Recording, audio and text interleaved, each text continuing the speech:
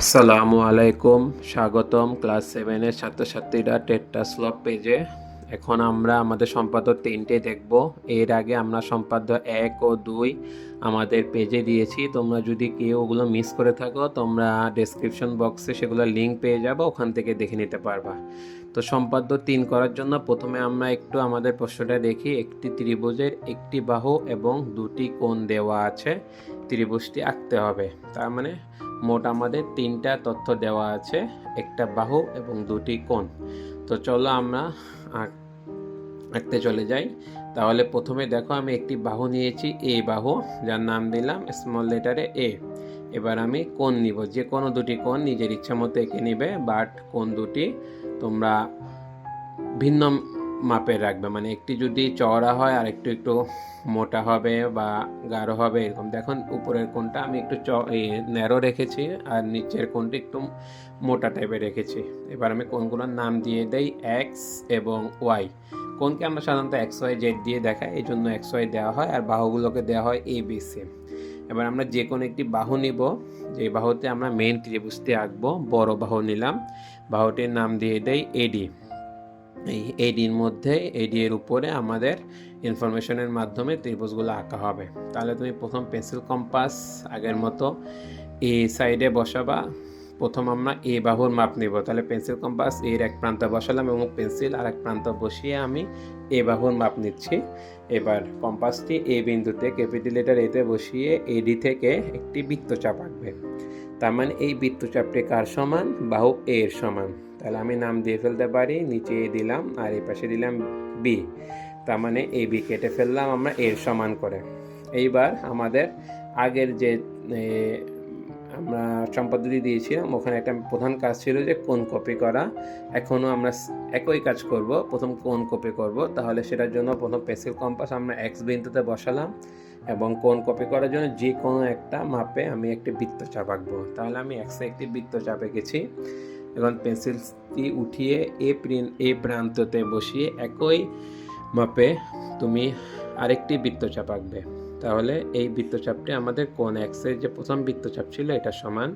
এবার আমাদের দ্বিতীয় কাজ হলো কোণটি কতটুক চওড়া সেটার মাপ নেব। তাহলে নিচের প্রান্তে বসিয়ে এবং উপরের প্রান্তে পেন্সিল বসিয়ে এই মাপটি নিলাম। এবারে সেম এটাকে তোমাকে কপি করে একটু আগে যে বৃত্তচাপের দিয়ে গেছো তার উপরে আরও একটি বৃত্তচাপ আঁকতে হবে।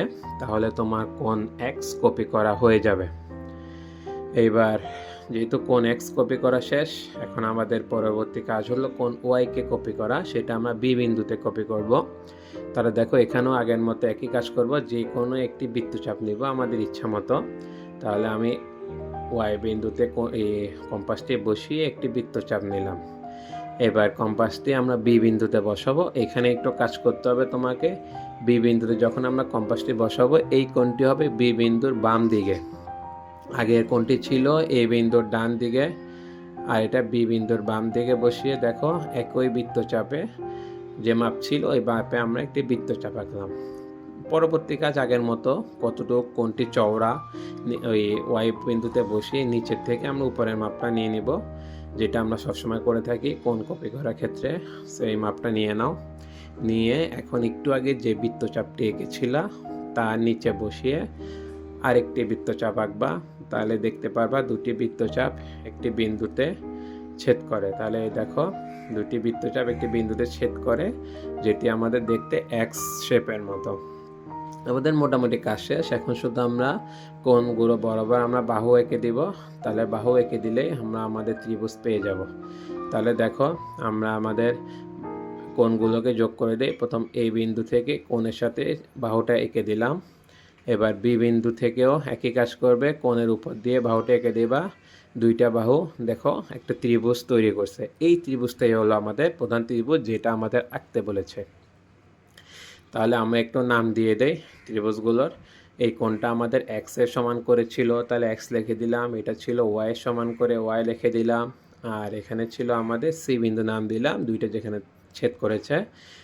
আর এটা বাহুটা লাস্ট প্রান্তে তুমি ই দিয়ে দাও, আর বিসি বাহু যেটা ছিল ওটা লাস্ট প্রান্তে এফ দিয়ে দাও। তাহলে এটা হলো আমাদের প্রধান ত্রিভুজ এবিসি। তো তুমি ডেসক্রিপশন বক্সে এটি লেখার বিবরণ পেয়ে যাবা, সাথে ভিডিওর পাশেও দিয়ে দিচ্ছি, এখান থেকে দেখে নিতে পারবা। এর আর এটা একটু অন্যগুলোর থেকে একটু কঠিন, সো বারবার চেষ্টা করো, ইনশাল্লাহ করতে পারবা। সো পরীক্ষাতে এটাকে বিভিন্ন মানও দিয়ে ফেলতে পারে, ওইভাবে কাজ করবা। তো সবাইকে ধন্যবাদ, দেখা হবে পরবর্তী ভিডিওতে। ততদিন পর্যন্ত সবাই ভালো থাকবে, আল্লাহ হাফেজ।